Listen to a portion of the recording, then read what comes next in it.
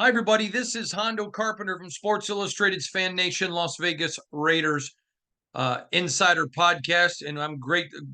I'm glad to be joined by my dear friend, the great Johnny Shop, terrific attorney. He's a tremendously respected journalist, great at what he does. We love having him. Johnny, I got to ask you because I'm getting asked all the time: are you working on sound for your riff? Yeah, still working on it. We had it lined up and then we couldn't get it to play through. Still working on it. I got plenty of tools. I got 13 guitars here, enough amps and enough other stuff. Yes, we're working on it. All right. Johnny, we got so much to cover tonight. This is going to be this is going to be a long podcast, but man, I think it's going to be good. So let me just right at the onset say to all of our listeners, thank you. Tens of thousands of you are listening, you're subscribing, you're liking. Never pay people for the coverage that you can get for free. Now, that's not a statement against anyone. There's lots of people who cover this team that do a terrific job, who offer you things that we don't. So that's not a slam at anyone. Everyone tries to say, you're calling out. I'm not calling anybody out. Shut up. Quit trying to be a Karen. But what I am saying is that if we give something for free and others are giving the same thing, you don't pay for that. You pay for somebody that's giving you something that you can't get other places. And we just appreciate you. Please continue to subscribe, like, share, follow, read, listen, all of it. Thank you so much. Remember, our main website is si.com/NFL/Raiders. While you're there, you can go to the upper right-hand corner, click on newsletter. We never sell your information. And 3 days a week, you'll get an email so you never miss another big story, a podcast, anything. You'll get it right there. It'll be worth your time, I promise. Again, si.com/NFL/Raiders. You don't want to miss it. It's going to be great for you there. Follow me on IG, Instagram, Hondo SR, or on X, formerly known as Twitter, at Hondo Carpenter. All right, John, let's get right into it. We got a ton of stuff to talk about. And tonight, everybody, we got so much Raider content, looking at certain stats, the coaching search, the NFL, and so much more. We're going to jump back and forth. You don't want to miss anything, so stay with us. Johnny, I'm going to start with the Raiders. No doubt Jim Harbaugh is a terrific football coach. Anybody trying to say he's not is ridiculous. I had some guy send me a message yesterday. Why are you removing my comments pro Harbaugh? I'm like, we haven't removed any comments. Stop. And then another person, how come, you're saying you're pro AP, but if anyone else does, you're getting rid of them. Are you really secretly for Harbaugh? Stop. You're all acting like a bunch of Karens. And people can have differing opinions. They're both good coaches. It's just ludicrous. But to me, and I'm around the team, I'm talking to the team, I know the mood of the team, I know some things going on inside the team. To me, this is a no-brainer. You hire Champ Kelly and you go get Champ Kelly and Antonio Pierce. But they're going to do whatever they want to do. Mark Davis doesn't need my opinion, doesn't need yours. But John, how big of a colossal mistake will this be? Mark Davis moving all in, to use a Vegas term, on his legacy if he goes anywhere other than AP. What are your thoughts on AP? Do you think he's deserved the job? Do you think he's earned it? Your thoughts? I think he's proven that he can get a head coach at the NFL level. That's the massive takeaway from his interim work. Most of the time we see an interim coach, we don't see them do very much, or maybe they don't do anywhere near enough to think, hey, that's a guy that's going to be a head coach.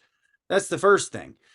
The second thing is, yes, I think he's done enough to earn the job with the Raiders, and I think he would be the best fit with the Raiders should Champ Kelly be the general manager.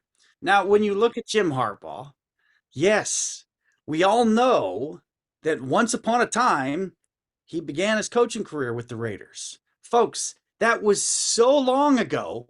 Most of the guys on the team were like 5 years old or so. Does not matter. What does matter is what kind of coach would he be? What kind of coach would the other candidates be out there? Dan Quinn, Mike Vrabel, etc. And those things are worth considering. But with Harbaugh, I think there's an X factor that you've talked about a bit before that we need to learn more about. It is expected that he's going to have at least a 3 to 6 game suspension from college football for stuff that happened before this cheating scandal. What is unclear is what will the NFL do I about want it, John. I'm going to interrupt for 1 second because I want people are so emotional right now. I want them to hear what you said. We're not talking about the alleged cheating scandal. We're talking about stuff that happened before. And I want everyone to hear me. I don't trust the NCAA. I think they're the most, other than Congress, they're the most disingenuous part of American society. So until there's evidence that proves him guilty, we're not even talking about a cheating scandal or alleged. He's innocent of that until proof is presented. We're talking about stuff before. Go ahead, John. Yeah, we're talking about stuff before. So rather than cooperate and take up to a 6 game suspension, Michigan and Harbaugh just voluntarily gave themselves 3. Well, in reality, that may not be received at all. So he may get as many as 6 for that. But most likely he's going to get at least 3. And we're talking about stuff that has nothing to do with the cheating scandal. The point is, what does that mean to his NFL hiring? Does somebody want to hire a guy at 10 to 15 million bucks a year who's going to be missing half his first season? I would venture that that would cause a pause for a second. So whether it's the Chargers or the Raiders or anybody else, this is something that these teams are trying to figure out and get a gauge on. There is a What bit are of the, press. I need to interrupt one more time for clarity. I apologize. But for people that don't know, the NFL has a precedence when a coach jumps to the NFL who has NCAA issues. Remember Jim Tressel. John, if you can elaborate on that so that the people understand that we're not just wantonly saying this, please go ahead. No, we're talking about a little more than 10 years ago after Jim Tressel resigned from Ohio State. I believe after he resigned, he was stuck, or I believe he took a 5 game suspension basically, or was received it stamped on a 5 game suspension and then resigned. The point is that suspension basically carried over to the NFL just like it did for Terrell Pryor. What we don't know about Jim Harbaugh is whether that will come over, how long it will be. 3 to 6 games is a fair guess. And then we have no idea the Pandora's box with the cheating scandal. The point is this: we know Antonio Pierce has no game suspension possible. Mike Vrabel, none. Dan Quinn, none, etc. So when you're looking at what NFL owners do here in the coming months and weeks, there is another factor in there that has not yet been widely reported that we talked about here that does need to be considered. That's something to consider. It doesn't probably, well, you know what, depending on what the NFL learns about whether that suspensions will stick and carry over, there may be some teams that say, forget it. I'm not going to pay a guy that's not going to work for 9 weeks or have all that disrupt in the first year. We know the NFL is a win now league. We also know some teams are a total disaster. Carolina, for example. Would Carolina, with that wild card of an owner, would they back up the Brinks truck and say, take all the time you need, we'll take all the suspensions, here you go? And would Harbaugh want any part of that? I don't know.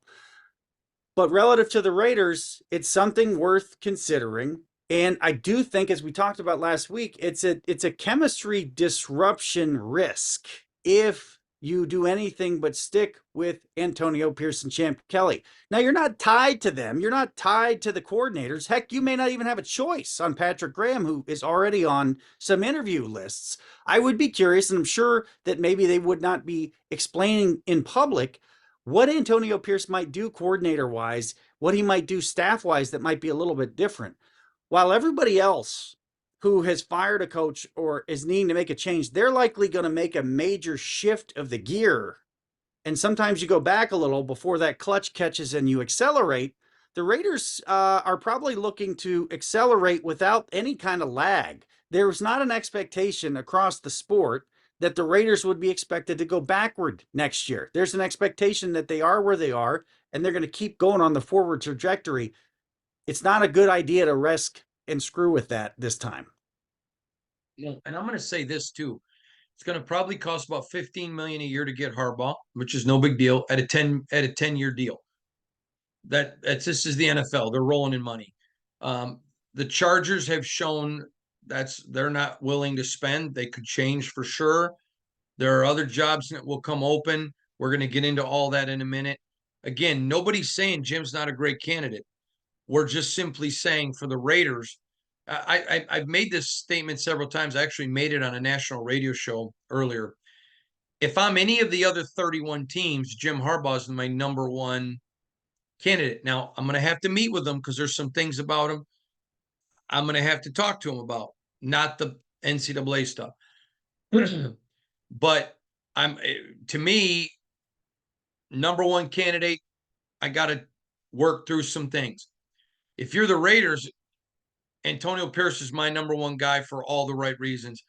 And he did an amazing job. John, if they go get Harbaugh and they don't step forward, they get Rich Bisaccia, gets him in the playoffs. Josh McDaniels goes backwards. I mean, this is such a risk. If he hires AP, there's no risk. He doesn't work out. He doesn't work out. You go get your guy. You hire Jim Harbaugh, doesn't work out, and everyone's going to be remembering. Remember, you let AP go. Good, it's a good point. All right, we got a ton of Raiders.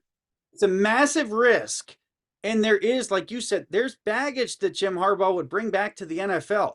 Not everybody that's gone away from the NFL and come back has done so well. Raider fans know that. There's no just guarantee. You'd have a lot to clear up. You'd have like, what lessons did you learn in San Francisco when people quit and started retiring, etc. All that is to be explored. These are very good points, and they must be made now at this time in January before all this happens and we're looking down the road next year like, hey, look at this.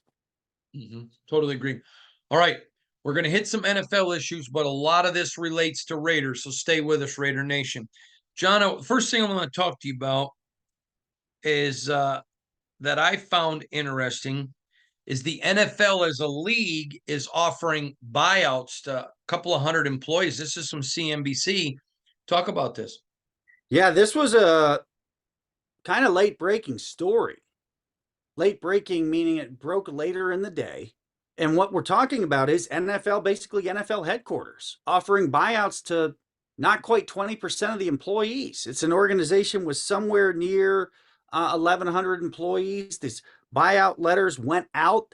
And it's interesting because everybody wants to get more efficient, understandably. Almost every industry gets more efficient. You can do more with less technology, etc. But it's a little bit of a weird story because the NFL has never been more popular. It's probably never been more profitable. It's on the way up, and yet they're looking to buy out 200 or so employees. It's not clear what number of employees may be able to take this or be willing to take the buyout, but it is interesting, and it's a little bit of probably a little bit of a shock to the folks in New York and elsewhere who work for the NFL. It's a little bit of a bizarre story, and it's kind of hidden. I wonder if it's hidden on purpose because we know it's Super Wildcard Weekend and we know the playoffs are here, so maybe it's a good time to just kind of squeeze this in. A little corporate efficiency for the National Football League offices. Yeah, I thought that was interesting. All right. Something happened on Tuesday that blew my mind. The Titans just fire Vrabel. They don't try to trade him. Now, I'm told that they were asked, did you not want to trade him? Nope, because we want to go get our guy. And we didn't want to have to go through all the negotiations and lose whoever we wanted. This was stunning to me. This is a top coach, a great coach. These guys very rarely get on the market. Now, somebody may say, well, how great is he? He hasn't won a Super Bowl. Okay, that's a fair argument. But he also has general managers and other people working for him. I mean, work above him. His X's and O's are unquestioned. Vrabel out. I was stunned they didn't try to do a trade. I was stunned that they didn't do it. And again, what were your thoughts when it broke? when it broke, I get a text. I'll read it to you. I'll give you my initial. When it broke, I had to read it twice because I was like, wait a minute. Well, I got it on a text before it was public, and I sent it to my son Duffy. This is what the text was. Holy, you can figure it out. Vrabel just got fired. Not a trade. Fired. Holy. Pretty much. I mean, wait a second here. Wait a second here. You have probably a top 5 coach, and it is okay to say, well, what has the guy won? Well, relative to his roster, his team's overachieved on more than one occasion. He had a good eye at times for developing coaches, maybe one that he'll reunite with very, very soon, which of course takes him out of a potential opening in Atlanta, just obviously. There's a lot of reasons to like Mike Vrabel. He's won championships. He's obviously groomed in a great organization. He was a former player recently, much like you know who, Antonio Pierce. So this is without a doubt, I think, a top 5 candidate right away. And the amazing thing to me is if this is what the ownership of Tennessee is talking about, we couldn't get a trade done fast enough. Are you out of your mind? There is supposedly a couple of franchises, I don't know, maybe one in Washington, that's been looking around. Could we make a trade for a coach for months? And that would be a place that would for sure love to have Mike Vrabel. Holy cow. They let this guy walk away. And if what you're hearing is because they're going to get their guy, I want to see who that guy is as soon as they can make it happen. If it's, I don't even know who it could be to justify this. If it's Bill Belichick, what are you going to do there? And what's the succession plan? If it's Dan Quinn, are you telling me you couldn't wait a little longer? If it's Kellen Moore, it's Kellen Moore. This is beyond belief that they would just let this guy walk, because what it's doing to the value of the franchise is taking it down. You're telling me that on the trade market, let's say they couldn't get top value, but there's no compensation for Mike Vrabel? This is going to go down as a really, really bad move for the Titans that they're going to take probably a number of years to dig out of. And like one of my friends said, who's very close to the situation, he gets all his money. They just cut him. Yeah, it's like not like money doesn't appear to matter. It just doesn't make any sense. I mean, you can't get a second or in a 4th round draft pick or something for this guy somewhere. Let me just say this. The next time a player holds out and fans get mad at him, don't get mad at him when an owner's being cheap. When Mark Davis is paying tens of millions to coaches that don't work for him, and they're cutting Vrabel and not trading him to try to save money. These guys are rolling in the dough. Don't feel any sympathy when a player wants theirs. John, I want to talk about the Steelers. We got into yesterday's podcast with Matt Haladik about the NFL, and I was talking to a player, and he's like, I don't mind if we extend the season and not extend it, but add 3 more games and get rid of exhibition. But I'm only going to vote for it is if we expand the roster, because it's not safe. Everybody's beat up. Everybody's injured. I think and then today I had a conversation with an executive who was listening to our podcast or yesterday when they were driving home, and they actually called me about it and said, listen, I thought your podcast was great today. I mean, this is not good for the NFL at the end of the year when everyone's having to go sign a bunch of no names. Vegas is going to get ticked about this. And this is not a Vegas executive, but Vegas is going to get ticked because they set a lot of these lines before the year. You know, we got 17 games now, so many injuries. And they talked to me about, I think you got the right idea, expand the roster, no practice squad, or you can have a practice squad, but if you play on game day, you get a game check. But let it, and then not, who's our inactives? Everybody's active. They just go, we got to do something. Now, there is a concern And I told this story. Warren Spahn, the great Major League Baseball pitcher, years and years ago, I got to spend an afternoon with him. What a great afternoon. And we talked about the game of baseball and how it's changed. And he didn't even know what a pitch count was coming up playing in the league. You got the ball and you were told go pitch 9 innings. He told me a story. I think it was his rookie year. It may have been his sophomore year, but he's down a ton of runs. I don't remember how many. For some reason, I think it was 7 or 9. But if I'm wrong, I'm not making that up. But it was a huge number. And he goes, and I remember it was like the second or third inning. My job was to pitch my way through it. Nowadays, we're polling kids. We don't want their confidence hurt. And, oh, we got pitch counts. Anyways, he told me that there are so many more teams that players that used to be AAA and AA players are now playing in the major leagues, and it's watered down the product. Now, he goes, a guy that had X amount of home runs playing in our time, there were less teams, so you were facing better pitchers more. Now you're getting to the third, fourth, fifth end of the pitching rotation. It's not good. Anyways, my concern is the NFL is great because they always leave them wanting more. If they keep the exhibition games and keep adding more games, it's just going to water down the product. At some point, we're already seeing it. There's guys in the NFL right now that don't belong in the NFL.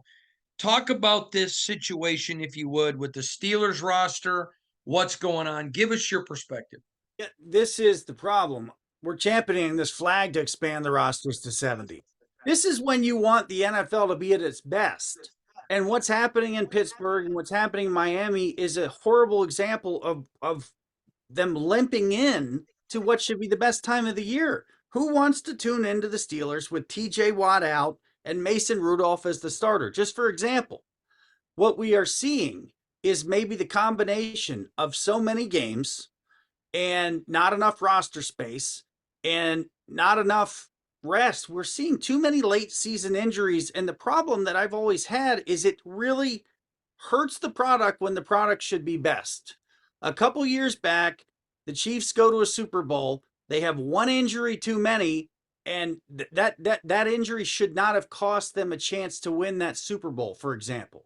We see the Steelers, who one of us had making the playoffs, with a guy in Mason Rudolph that I don't know how many people would have expected to be in the NFL in 2024, and without a real star of the game able to play. We go down to Miami and watch their team just, the wheels are falling off with guys getting hurt. They're playing for the division last week on Sunday Night Football against the Bills. Fracture or dislocation in a wrist for Baker. Van Gruden, whatever his last name is, injured also.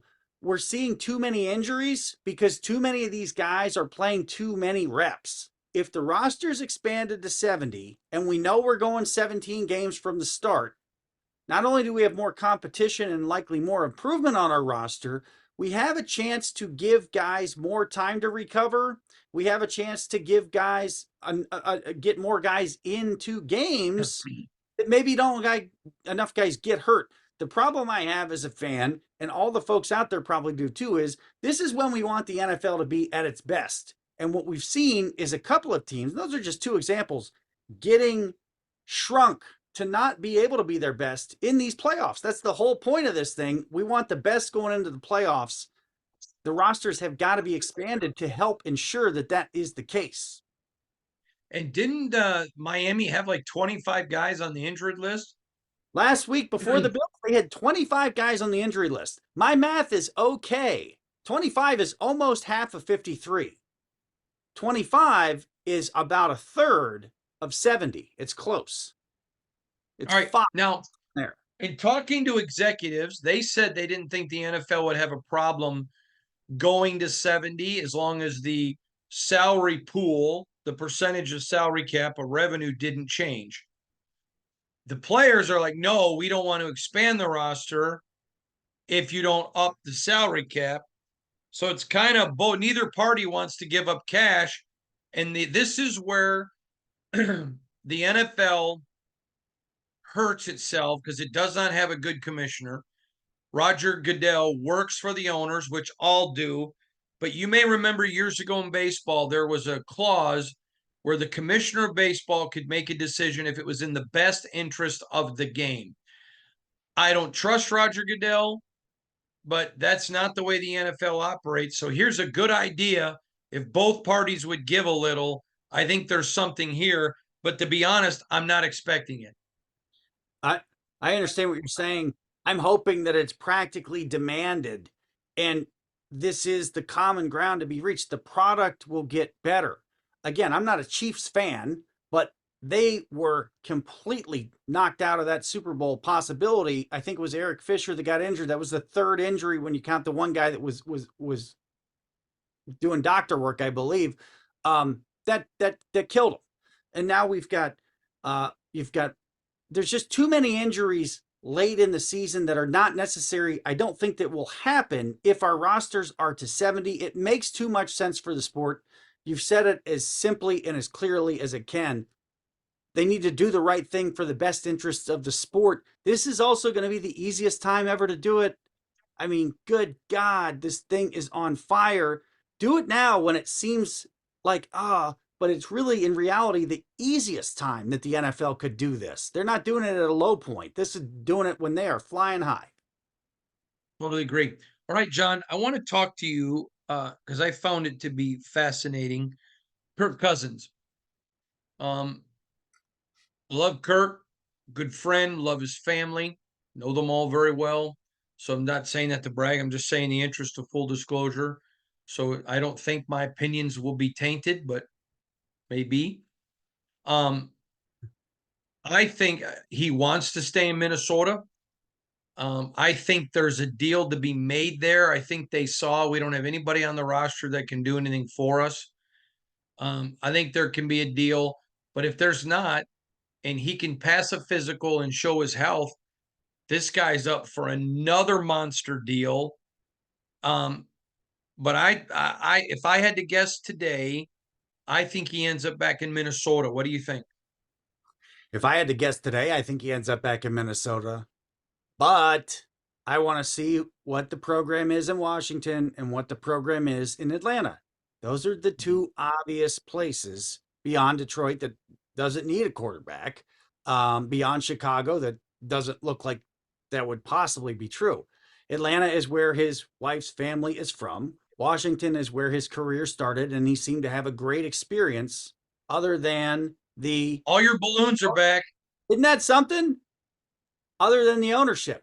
So, circling the wagons, let's see who the coach is in Atlanta. Let's see what the organization looks like in Washington. I would be there betting with you that he will be back at the Vikings. I'm actually really long on the Vikings being an awesome offense next year, depending when he comes back, and another massive late season injury to Hawkinson. But you got to give some of the people credit, like here, that talked about how good Jordan Addison would be. He's done better than I thought he would do when Justin Jefferson went out. You got Hawkinson. They got some plug and play at the tight or at the running back position. The Vikings are going to be really, really good. But this is also probably his last move, right? Where he would be moving to start for a number of seasons. That would be the intention. I want to see who's in Washington, who's in Atlanta. But I like the Vikings ahead right now because Kirk doesn't. He likes things steady. But let's see if those other two have anything at all to offer him. There's a really good chance that either one or they both absolutely will not be interesting to him. All right, we're in the hiring season. The question is, who blinks first? Who's going to make the first hire? To me, man, I got to be really careful what I say, but to me, this is a no-brainer. It should be the Raiders. I mean, it's a two-horse race. It's Harbaugh and it's Pierce. So to me, this is not a big brain surgery type situation, but it's interesting. It's fascinating.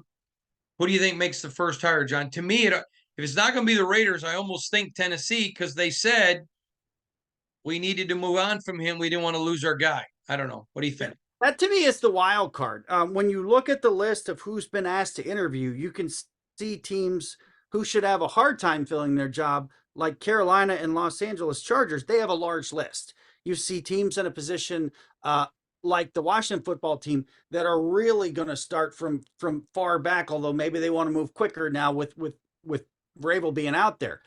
When you're talking about the Raiders, if it really is down to just two, then that would make the most sense because I don't know anybody else that's narrowed down to two.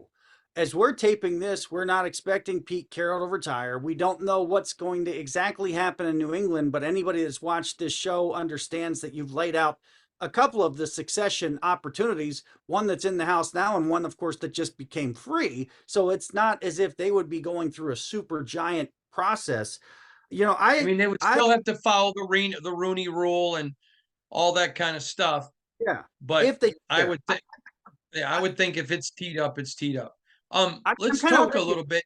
Go ahead. I should say this. I'm kind of with you. And again, I'm going to hang my hat on the around Super Bowl week or before. I think the Raiders want something to bring some attention to them. I would look for them. My guess from way far out here is that they will have something before the Super Bowl to announce in Super Bowl week or the Oh bye week. God, yeah, no, yeah, that's not even part of the equation. I expect it done by the 31st of the month, as early as a week from now, as late as the 31st. They got to get on that immediately. I mean, combine prep, all that kind of stuff. They got to get on it. All right, John. Let's talk a little bit about the Raiders. Okay. So the first stat I want to talk about is, well, you hit it because it's one that I think that is pretty important. You hit it, Johnny. You know, the interesting About thing to be me is where do the Raiders rank in rushing the ball? And the interesting thing is because of who Josh Jacobs is, what he did last year, how he came into this season late, and then, of course, squeezed out at the end by injury. What you see is that the Raiders are third from last in total rush yards. And I do yep, think that 30th. comes, yeah. So that matters a little more than what a lot of folks see with their eyes when they think, understandably, who is our quarterback? Is our quarterback one that can play at the NFL level and start? Is our quarterback one that can win or compete for a division? All that stuff's really important. But the Raiders didn't run the ball very well. And I think we Well, can point to the fact that because of Josh Jacobs missing camp and then missing the end of the year, that actually shows up when you look at them and think, how are they third from last in the league rushing with Jacobs? That's okay, why. well, I'm going to say a couple things. I disagree with you. They were third from the bottom, but that's over the whole year. Correct. After AP took over, they exponentially rose. And at the end, when Josh was injured, Zamir White did really, really good. I mean, in that last game, I think he did as good as Josh would have done. So I think what I love about this stat is they're, well, so I guess they would be 30. They're third from the bottom, so 30th in the NFL overall in rushing. But you got Josh McDaniels, who's well respected around the NFL as an offensive genius. In comes AP. They make the commitment and they skyrocket. I thought that was fascinating. Now let's talk about defense. Okay, Yes. they're 15th in total defense, but significantly higher after Josh McDaniels is gone and AP allows Patrick Graham to run the defense that he wants to run. And then the last stat is the one that I want to talk about. Total defense, 27th. That's the Total last off. one, wasn't it, John? Yeah, total offense.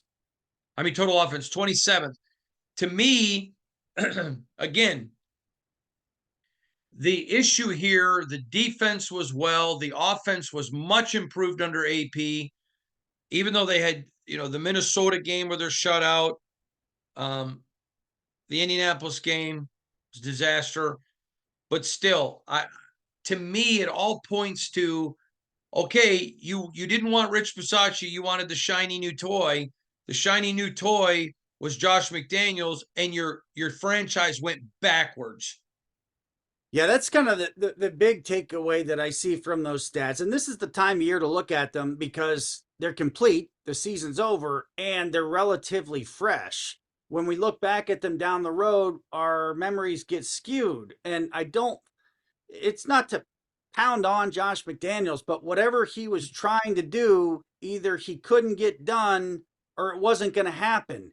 It's remarkable the gear shift that happened. And when we talk about why does it look like Antonio Pierce is a head coaching candidate, it's because of that. He took what was going on, the production levels, he made some changes, and they did take off. Now, they were definitely hurt somewhat by Jacobs being hurt at the end. That's why the rush numbers maybe aren't a little better. When you see the defense, though, the total defense is well ahead of many teams that are going to play this weekend in the playoffs. Just look at the stats, folks. They're there. And when you look at the offense, the thing that stands out to me is what in the hell were they doing early on when McDaniels was there, and the absolute not only commitment but execution to get the ball to Davante Adams, to get the ball to Josh Jacobs, to start working the young tight end, to feature and get the ball in the playmaker's hands. That's yet another reason why, to be really honest, a lot of people want to see what a full season or two would look like with Antonio Pierce. And again, I don't need to sell the guy. He's going to be interviewed other places if he does not get the Raiders job. And it's because of what he did this year.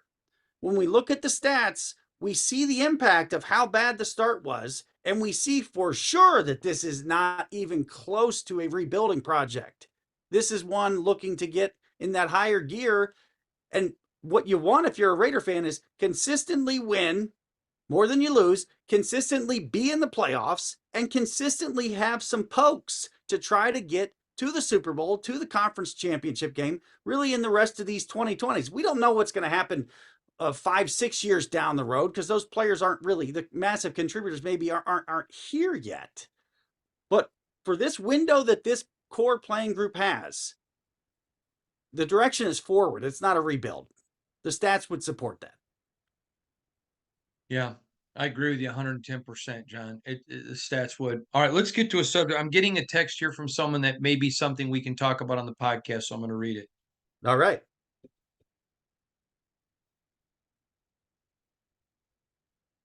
We won't be talking about it on this podcast, but we will be talking about it in a future one. All right.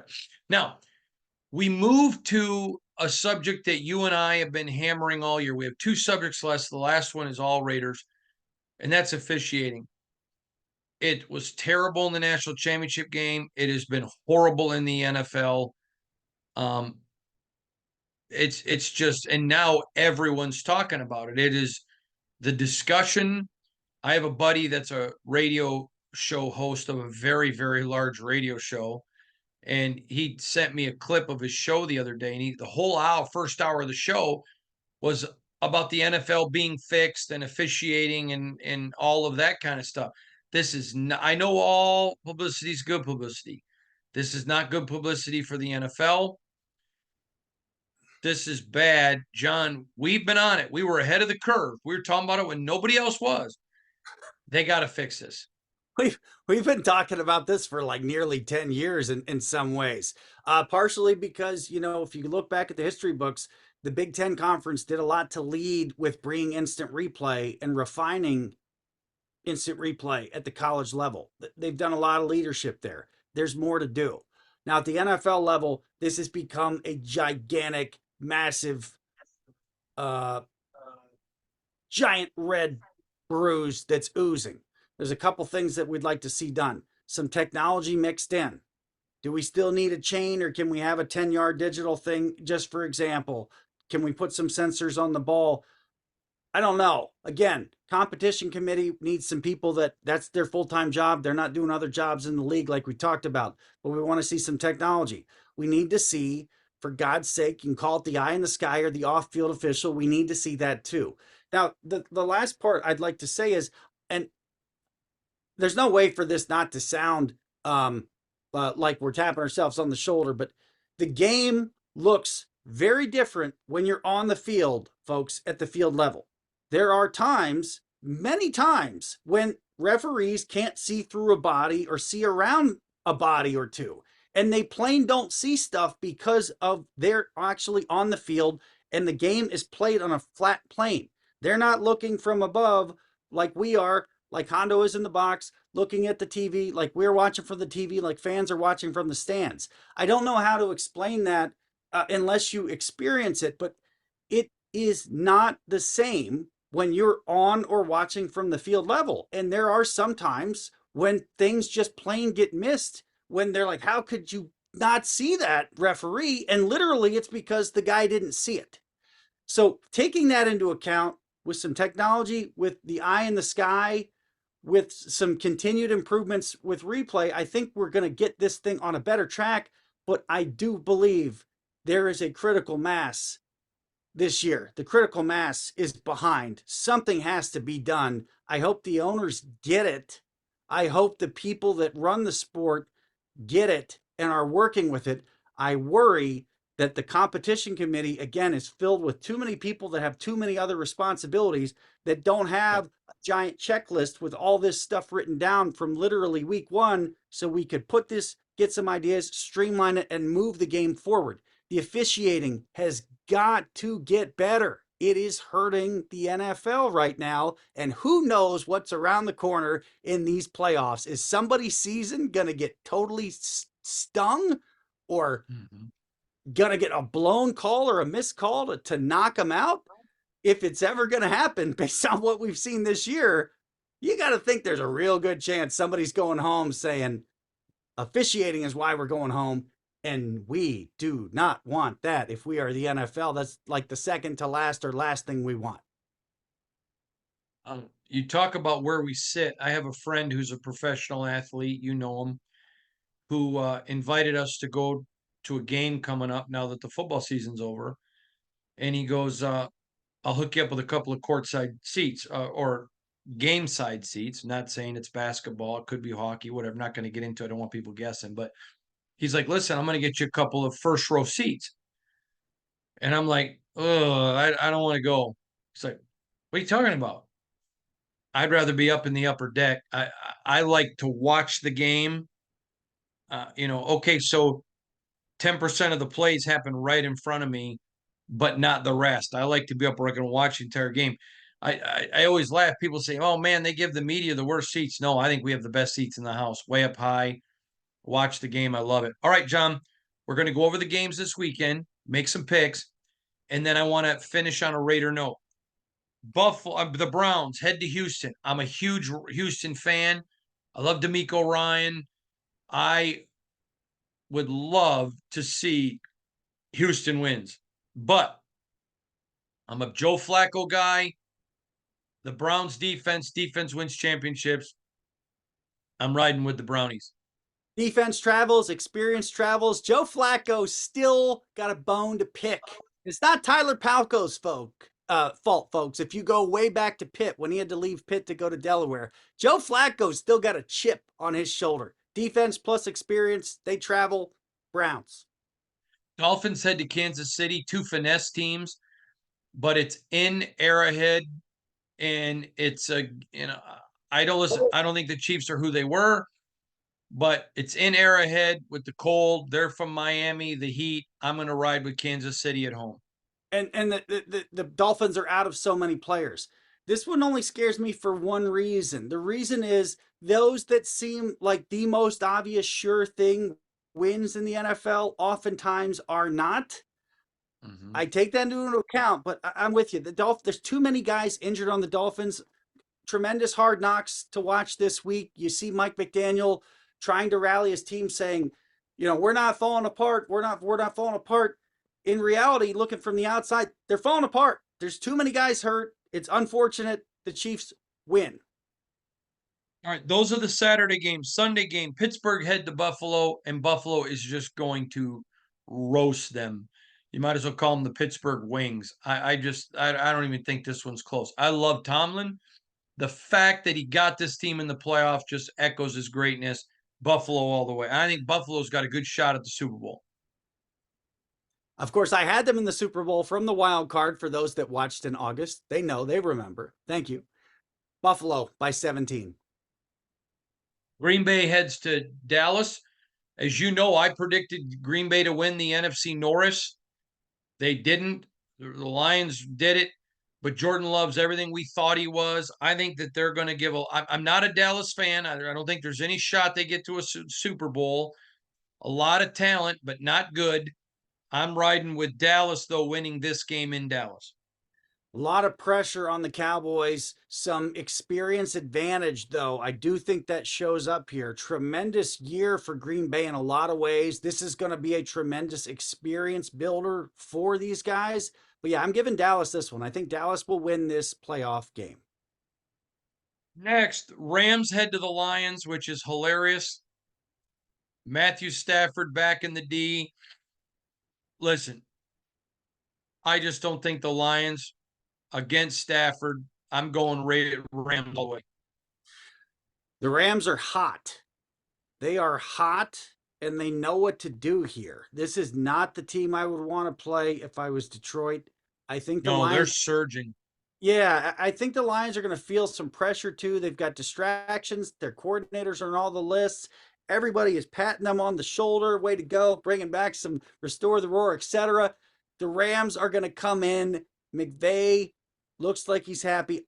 I like the Rams to steal this one. A game that the Lions are like, what do you mean? Their season's over that fast? Yes. Here come the Rams stealing it. Philly goes to Tampa. Now, listen, I don't think Philly is what they were. I'm not pretending that they were what they were, but still, they're the defending Super Bowl representatives of their conference.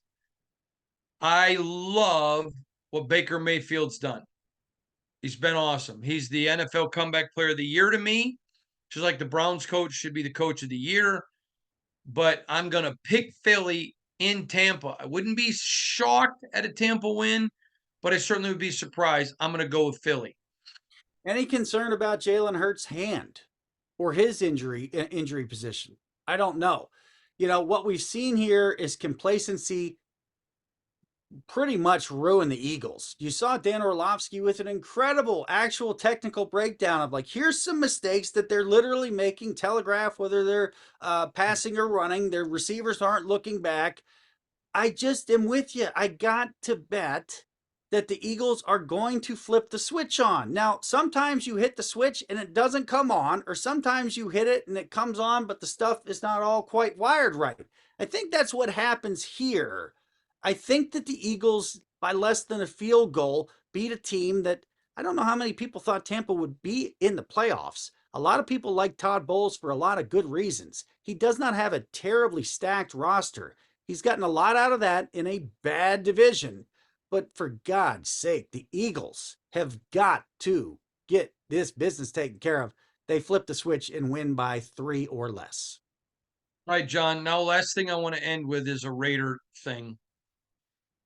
Mark Davis doesn't care what you think. He doesn't care what I think. Doesn't care. And he shouldn't. Let's give him that credit. He shouldn't. But they say they care about what their players think. That crowd, John, I have never been in a stadium, a non-championship event, people chanting for the coach, cheering for the coach, signs everywhere, hire AP, they're chanting AP, the legends. I mean, we're talking Hall of Famers are down in there, all of it. All of it. To me, Mark Davis, this is a legacy defining hire. I have been saying this for weeks. My question to you, John Schott, am I overstating it? No, and here's why. Mark Davis takes control of the Raiders. His legacy is establishing the team in Las Vegas. They're not going anywhere. So they're the Las Vegas Raiders. That is tied to his legacy. He has stumbled out of the gates. This is the hire that will basically stick for good. What he had heard and saw last week, whether it was Matt Millen, Flores, you go down the name list. We all saw him there. We all saw what happened with the crowd. What you saw was kind of that magic that happens. This is not college football. This is professional. We got that. This is not Les Miles being cheered and carried in a very strange scene in LSU that really hurt everybody involved. That's college. This is pro football. but this is the Raiders. The fans have spoken. The players have spoken. The legacy, the alumni have spoken, if you will. Mark Davis is not going to repeat the same mistake twice. The people that matter most in his franchise are the 53, hopefully soon to be 70, on the roster. I don't think there's any question. This is the legacy.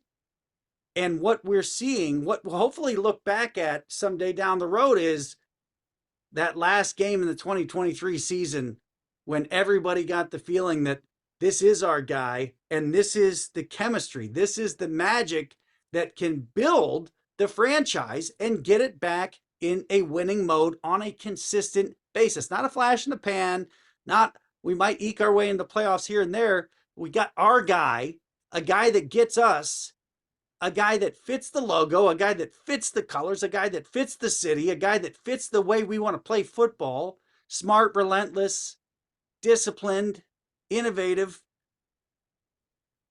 This is it. All right, make your prediction today. Will he hire AP, Harbaugh, or somebody else? Oh, I think he's absolutely going to hire Antonio Pierce. That's my prediction. Yeah. Here's my thing. Mark Davis has zigged when I thought he would zag and zagged when I thought he would zig. He beats to his own drummer. That's not a slam at all. I think he's a good guy. But I just don't think there's any room to zig or zag. I think his alumni, his team, and his fans have made it so clear when the dust settles. I think it's really close, but I think when the dust settles, it's Antonio Pearson. I think that'll be a good day for Raider Nation. So good. Thank you for your prediction. That was mine too. He is the great Johnny Shop, the one and only. Joins us each and every week. As you know, he's a terrific journalist, very successful attorney. He's been doing this with me for, John, I think it's 15 years now, isn't it? Yeah, I think so. 15. Yeah. And the reason I have him on every week is because he brings a perspective that's not, I'm not a fan, but I'm there and I cover the team. He is not a fan, but he covers the team and watches from the bird's eye view. I love it. We got a lot of great podcasts coming up with some other special guests I can't wait to get to. But John, once again, thank you for all that you do. I appreciate you, my brother, and thanks for joining us. It's such a fun thing to do. We'll do it again soon. Tell Alicia hi. All right, everybody, we'll be back. See you tomorrow.